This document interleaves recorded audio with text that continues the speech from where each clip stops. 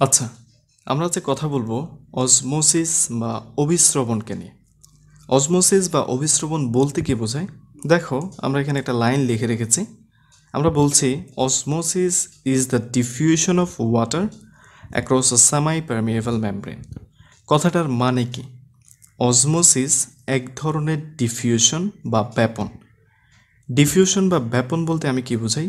Diffusion বা ব্যাপন বলতে আমরা বুঝি কোনো একটা সাবস্টেন্স যখন বেশি ঘনত্বের জায়গা থেকে কম ঘনত্বের জায়গায় কোনো প্রকার শক্তি খরচ করা ছাড়াই চলে যাবে, তখন সেটাকে আমরা বলবো হচ্ছে ডিফিউশন।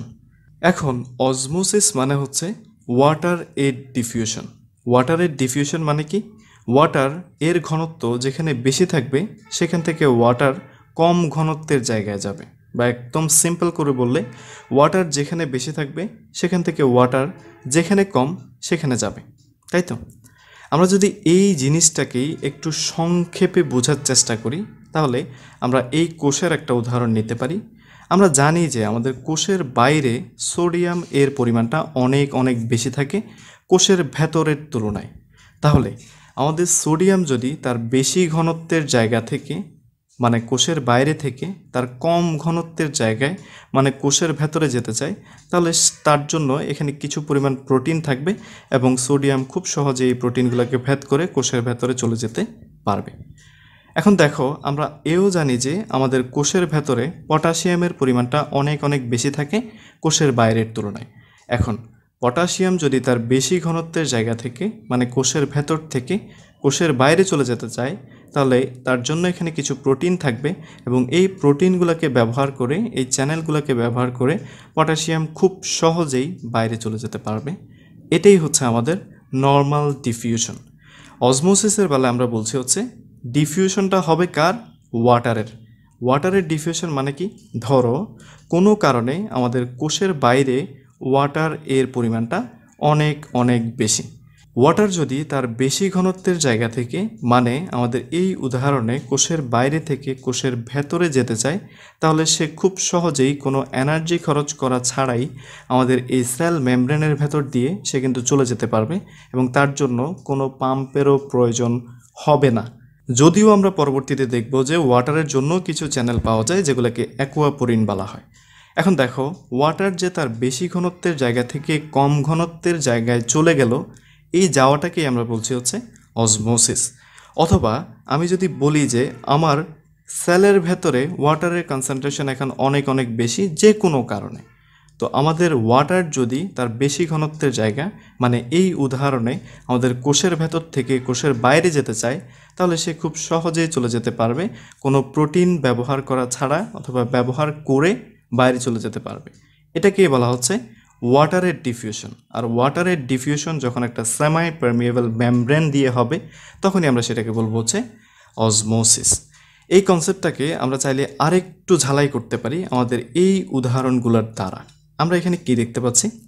আমরা এখানে একটা ইউটিউবকে দেখতে পাচ্ছি। ধরো আমরা এই ইউটিউবে ওয়াটার নিলাম। ওকে, আমরা ধরো এই ইউটিউবে ওয়াটার নিলাম এবং ওয়াটার এই ইউটিউবটা জুড়ে এখন পাওয়া যাচ্ছে। ধরো আমরা এই ওয়াটারটাকে নিলাম। এখন দেখো, ওয়াটার তো সব দিকে সমানভাবে মুভ হতে পারে, যার জন্য সব দিকে আমরা দেখব যে ওয়াটারের পরিমাণটা সমান, সব দিকে ওয়াটারের পরিমাণটা সমান। এরপর আমি একটা কাজ করলাম, আমি একটা সেমি পারমিয়েবল মেমব্রেন নিলাম। সেমি পারমিয়েবল মেমব্রেন মানে আমাদের এখানে একটা আমি সেমি পারমিয়েবল মেমব্রেন নিলাম এবং আমাদের এই সেমি পারমিয়েবল মেমব্রেনটার বৈশিষ্ট্য হচ্ছে আমাদের এই সেমি পারমিয়েবল মেমব্রেন শুধুমাত্র কেবলমাত্র ওয়াটারকে মুভ করতে দিবে। মানে ওয়াটার চাইলে এই সেমি পারমিয়েবল মেমব্রেনকে ভেদ করে এদিকে চলে আসতে পারবে, আবার এদিকে চলে যেতে পারবে। ওয়াটার মুভ করতে পারবে, বাট অন্য কোনো কিছু আমাদের এই সেমি পারমিয়েবল মেমব্রেন দ্বারা মুভ করতে পারবে না। তাহলে যেহেতু ওয়াটার মুভ করতে পারবে, সেহেতু আমি যদি একদিক দিয়ে ওয়াটার দিই, ওয়াটারটা উভয় দিকে সমানভাবে ছড়িয়ে যাবে। কিন্তু না, আমি চাচ্ছি অসমোসিসটাকে একটু বুঝতে। সেজন্য আমি কি করলাম, আমি সোডিয়াম ক্লোরাইডকে নিলাম। ধরো এটা হচ্ছে আমাদের সোডিয়াম ক্লোরাইড বা খাবার লবণ। আমি কি করলাম, আমাদের এক পাশে মানে ইউটিউবটার এক পাশে কিছু সোডিয়াম ক্লোরাইড নিয়ে সেখানে ছেড়ে দিলাম। তাহলে আমাদের এখানে এখন অনেকগুলা সোডিয়াম ক্লোরাইড চলে আসলো। তাহলে আমাদের এখানে অনেকগুলা সোডিয়াম ক্লোরাইড চলে আসলো। আমরা সেগুলোকে লাল কালারে দেখাচ্ছি। এখন ঘটনাটা কি হবে, যখন আমাদের এখানে অনেক বেশি সোডিয়াম ক্লোরাইড আসলো, তখন তুমি যদি একটু চিন্তা করো, তুমি বুঝতে পারবা যে আমাদের এখানে ওয়াটারের ঘনত্ব আগে যত ছিল, আমাদের সোডিয়াম ক্লোরাইড অ্যাড করার আগে এখানে ওয়াটারের ঘনত্ব একই ছিল, মানে পানি উভয় দিকে সমান ছিল। কিন্তু দেখো, আমি যখন এখানে সোডিয়াম ক্লোরাইড বা খাবার লবণ অ্যাড করলাম, তখন আমার এই পাশে, ধরো এটা হচ্ছে রাইট সাইড, এটা হচ্ছে লেফট সাইড, তাহলে আমাদের এই রাইট সাইডে পানির যেই ঘনত্ব, সেই ঘনত্ব কিন্তু কমে গেল। এটা বোঝাটা খুবই সিম্পল। আমাদের এখানে আমি কোনো সলিউট অ্যাড করি নাই, আগে যেই পানি ছিল সেই পানিই আছে। কিন্তু আমি এখানে সলিউট অ্যাড করার ফলে, সোডিয়াম ক্লোরাইড অ্যাড করার ফলে আমাদের এখানে পানির যে ঘনত্ব, এই পানির ঘনত্বটা কমে গেল। এখন যখন আমাদের এখানে পানির ঘনত্বটা কমে গেল, তখন কি করবে পানি? পানি তার বেশি ঘনত্বের জায়গা থেকে কম ঘনত্বের জায়গায় আসবে। এবং আমাদের এই সেমি পারমিয়েবল মেমব্রেনও কিন্তু তাকে কোনো বাধা দিবে না, কারণ আমরা আগেই বলে আসছি যে আমাদের এই সেমি পারমিয়েবল মেমব্রেনটা হচ্ছে ওয়াটার পারমিয়েবল, মানে ওয়াটার চাইলে এদিক দিয়ে মুভ করতে পারে, অন্য কোনো কিছুই মুভ করতে পারে না। তাহলে আমাদের এই দুই দিকে কনসেন্ট্রেশন সমান হওয়ার জন্য আমাদের ওয়াটার এদিক থেকে এদিকে মুভ করে চলে আসবে। আমরা যদি এই চিত্রে সেটাকে রিপ্রেজেন্ট করি, তাহলে এটা হচ্ছে আমাদের সেই সেমি পারমিয়েবল মেমব্রেন। আমাদের এখানে আগে অনেক বেশি ওয়াটার ছিল এই অঞ্চলটাতে, কিন্তু এখন কি হবে, আমাদের এখানে সলিউট অ্যাড করার ফলে আমাদের এখানে ওয়াটারের পরিমাণটা অনেক কমে যাবে, কমতে থাকবে। ওয়াটার এদিক থেকে কমতে থাকবে এবং এদিকে ওয়াটারের পরিমাণটা বাড়তে থাকবে। কেন বাড়তে থাকবে একটু আগে তোমাদেরকে বললাম, কারণ আমাদের এখানে ওয়াটারের ঘনত্ব বেশি, আমাদের এখানে ওয়াটারের ঘনত্ব কম। ওয়াটার বেশি ঘনত্ব থেকে কম ঘনত্বের দিকে আসতে চাইবে, কারণ এখানে সলিউট অ্যাড করার ফলে ওয়াটারের ঘনত্বটা কমে গেল। তাহলে দেখো, ঘটনাটা যেটা হবে সেটা হচ্ছে যে আমাদের এখানে ওয়াটারের পরিমাণটা অনেক বেশি বেড়ে যাবে আগের তুলনায়। কারণ কি, ওয়াটারগুলা আমাদের লেফট সাইড থেকে রাইট সাইডের দিকে চলে আসতেছে। কেন আসতেছে? আমাদের এখানকার এই সলিউটগুলোর কারণে। এবং ওয়াটার এদিকে অনেক বেশি আমরা দেখব যে কমে যাবে, তাই তো? কারণটা কি? কারণ হচ্ছে আমাদের এখানে অনেকগুলা সলিউট আছে। এই ওয়াটারের মুভমেন্টটা কতক্ষণ ধরে হবে? ওয়াটারের মুভমেন্টটা ততক্ষণ ধরে হবে যতক্ষণ না আমাদের এই দুই দিকের কনসেন্ট্রেশন সমান হচ্ছে। তাহলে আমরা এই উদাহরণটার মাধ্যমে দেখলাম যে অসমোসিস মানে হচ্ছে ওয়াটারের মুভমেন্ট, ওয়াটারের ডিফিউশন, কোন দিক থেকে কোন দিকে বেশি পরিমাণ ওয়াটার যেদিকে আছে, মানে ওয়াটারের ঘনত্ব যেদিকে বেশি, সেখান থেকে ওয়াটারের ঘনত্ব যেদিকে কম সেদিকে আসবে। কথাটাকে যদি আমি আরেকটু ঘুরিয়ে বলি, তাহলে তোমার কাছে অনেক বেশি ইন্টারেস্টিং লাগবে। দেখো, ওয়াটার আরও একভাবে আমরা চাইলে এটাকে রিপ্রেজেন্ট করতে পারি যে ওয়াটার কম পরিমাণ সলিউট যেখানে আছে সেখান থেকে বেশি পরিমাণ সলিউট যেদিকে আছে সেদিকে মুভ করবে। আমার এই স্টেটমেন্টটাও কিন্তু একদম সঠিক, কারণ হচ্ছে আমাদের এখানে কোনো সলিউট নাই, তার মানে কম সলিউটের কনসেন্ট্রেশন থেকে ওয়াটার বেশি পরিমাণ সলিউটের কনসেন্ট্রেশন এর দিকে যাবে। তাহলে আমি যদি সব কিছুকে একসাথে মিলিয়ে বলতে চাই, অসমোসিস মানে ওয়াটারের ডিফিউশন। কোত্থেকে কোথায় এই ডিফিউশনটা হবে? বেশি ঘনত্বের জায়গা থেকে ওয়াটার কম ঘনত্বের জায়গায় আসবে, অথবা উল্টোভাবে বললে কম সলিউট কনসেন্ট্রেশন থেকে বেশি সলিউট কনসেন্ট্রেশনের দিকে ওয়াটার মুভ করবে। কাকে ভেদ করে? একটা সেমি পারমিয়েবল মেমব্রেনকে ভেদ করে। এখন চাইলে একটা প্রশ্ন করা যায় যে আমাদের ওয়াটারটাকে এই কম্পার্টমেন্ট থেকে টেনে এই কম্পার্টমেন্টের দিকে নিয়ে আসবে কে? কোন ফোর্সটা আমাদের ওয়াটারকে এখান থেকে টেনে এদিকে নিয়ে আসবে? আমরা যদি সহজে আনসার করি, সেই ফোর্সটাকে বলা হয়ে থাকে অসমোটিক প্রেশার। এখন আমাদের এই অসমোটিক প্রেশারটা কে তৈরি করে? দেখো, তুমি যদি একটু চিন্তা করো তাহলেই বলতে পারবা। আমাদের অসমোটিক প্রেশারটা তৈরি করে এখানকার এই সলিউটগুলোকে বলা হবে অসমোটিক্যালি অ্যাক্টিভ পার্টিকেল। মানে আমাদের ওয়াটারটাকে অসমোটিক প্রেশার টেনে নিয়ে আসে, আর এই অসমোটিক প্রেশারটা তৈরি করে অসমোটিক্যালি অ্যাক্টিভ পার্টিকেল।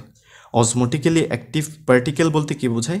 আমি যদি সবচাইতে সহজে তোমাকে অসমোটিক্যালি অ্যাক্টিভ পার্টিকেলটা কি সেটা বলতে চাই, তাহলে অসমোটিক্যালি অ্যাক্টিভ পার্টিকেল হচ্ছে সেই পার্টিকেলগুলাই যেগুলো আমাদের এই সেমি পারমিয়েবল মেমব্রেনকে ক্রস করতে পারে না। তাহলে তুমি খুব সহজেই বুঝলা আমাদের এখানকার এই যে প্রেশার, মানে অসমোসিস করানোর জন্য যে প্রেশার, সেটাকে বলা হচ্ছে অসমোটিক প্রেশার। আর এই অসমোটিক প্রেশারটা কে সৃষ্টি করে? অসমোটিক প্রেশারটা সৃষ্টি করে অসমোটিক্যালি অ্যাক্টিভ পার্টিকেল। আর অসমোটিক্যালি অ্যাক্টিভ পার্টিকেল কারা?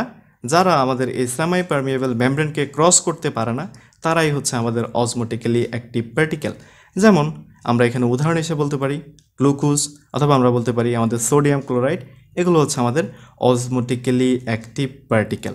তাহলে আমরা বলতে পারি যে আমাদের অসমোটিক প্রেশার বা ওয়াটারটাকে এদিক থেকে এদিকে টেনে নিয়ে আসার জন্য যে প্রেশার, এটা আমাদের এখানে কতগুলো সলিউট থাকে বা কতগুলা অসমোটিক্যালি অ্যাক্টিভ পার্টিকেল আছে সেই পার্টিকেলগুলার সমানুপাতিক। মানে আমাদের এখানে যদি অসমোটিক্যালি অ্যাক্টিভ পার্টিকেল যত বেশি হবে, আমাদের অসমোটিক প্রেশারটা তত বেশি হবে। আমাদের এখানে অসমোটিক্যালি অ্যাক্টিভ পার্টিকেলের সংখ্যা যত কম হবে, আমাদের অসমোটিক প্রেশার তত কম হবে। এছাড়াও আমাদের টেম্পারেচার, তোমরা জানো যে টেম্পারেচার যদি আমরা বাড়াই তাহলে আমাদের মৌলগুলোর ছোটাছুটির পরিমাণটা বেড়ে যায়। আর ছোটাছুটির পরিমাণটা যখন বেড়ে যায় তখন আমাদের ডিফিউশন বা ব্যাপনটা ভালো হয়। তার মানে আমরা যদি একটা লিমিটের ভেতরে টেম্পারেচারকে বাড়াই তাহলে আমরা দেখব যে আমাদের অসমোটিক প্রেশারটা বাড়তেছে। কিন্তু যদি আমরা ভলিউমটাকে বাড়াই, আমরা অনেক বেশি ভলিউম নিয়ে ফেলি, তাহলে আমরা দেখব যে আমাদের অসমোটিক প্রেশারটা কমে যাচ্ছে। তাহলে আমরা দেখলাম যে অসমোটিক প্রেশার অসমোটিক্যালি পার্টিকেল সংখ্যা এর সাথে সমানুপাতিক, টেম্পারেচারের সাথে সমানুপাতিক, কিন্তু ভলিউমের সাথে ব্যস্তানুপাতিক। এখন আমার মনে হয় এখানে অসমোটিক্যালি অ্যাক্টিভ পার্টিকেল এই জিনিসটাকে আরেকটু এক্সপ্লেইন করা প্রয়োজন। অসমোটিক্যালি অ্যাক্টিভ পার্টিকেল বলতে আমি তোমাকে দুইটা উদাহরণ দিলাম, একটা হচ্ছে আমাদের গ্লুকোজ, আরেকটাকে আমি বললাম হচ্ছে আমাদের ধরো সোডিয়াম, ধরো আমাদের ক্লোরিন। এগুলো হচ্ছে আমাদের অসমোটিক্যালি অ্যাক্টিভ পার্টিকেল, অথবা কোনো একটা মৌল আমি ধরলাম যে সোডিয়াম ক্লোরাইড। তাহলে দেখো অসমোটিক্যালি অ্যাক্টিভ পার্টিকেল বলতে কি বোঝায়? অসমোটিক্যালি অ্যাক্টিভ পার্টিকেল বলতে বোঝায় এই গ্লুকোজ, এটা হচ্ছে একটা অসমোটিক্যালি অ্যাক্টিভ পার্টিকেল। আমাদের এই সোডিয়াম আয়ন, এটা হচ্ছে একটা অসমোটিক্যালি অ্যাক্টিভ পার্টিকেল। আমাদের এই ক্লোরিন আয়ন, এটা হচ্ছে একটা অসমোটিক্যালি অ্যাক্টিভ পার্টিকেল। কিন্তু আমাদের সোডিয়াম ক্লোরাইড এটা কিন্তু একটা অসমোটিক্যালি অ্যাক্টিভ পার্টিকেল না। কারণ কি?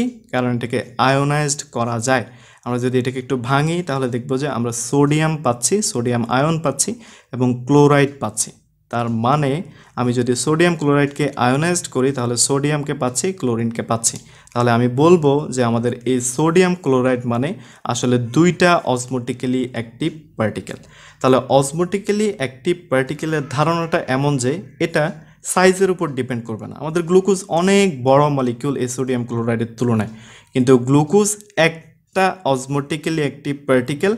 এই একটা অসমোটিক্যালি অ্যাক্টিভ পার্টিকেল যতটা অসমোটিক প্রেশার ক্রিয়েট করে, আমাদের এই সোডিয়াম ক্লোরাইড কিন্তু তার দ্বিগুণ অসমোটিক প্রেশার ক্রিয়েট করে।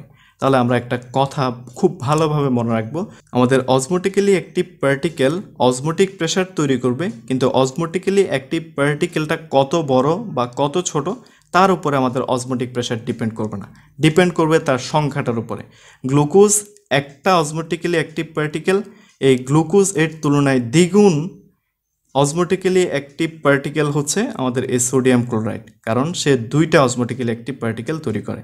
তার মানে আমাদের গ্লুকোজ যে পরিমাণে অসমোটিক প্রেশার তৈরি করবে, একটা সোডিয়াম ক্লোরাইড তার দ্বিগুণ অসমোটিক প্রেশার তৈরি করবে। এখন আসো আমরা যত কিছু শিখলাম এই শিক্ষাগুলোকে আমাদের ক্লিনিক্যাল সাইটের সাথে আমরা একটু কোরিলেট করি বা এগুলোকে আমাদের বাস্তব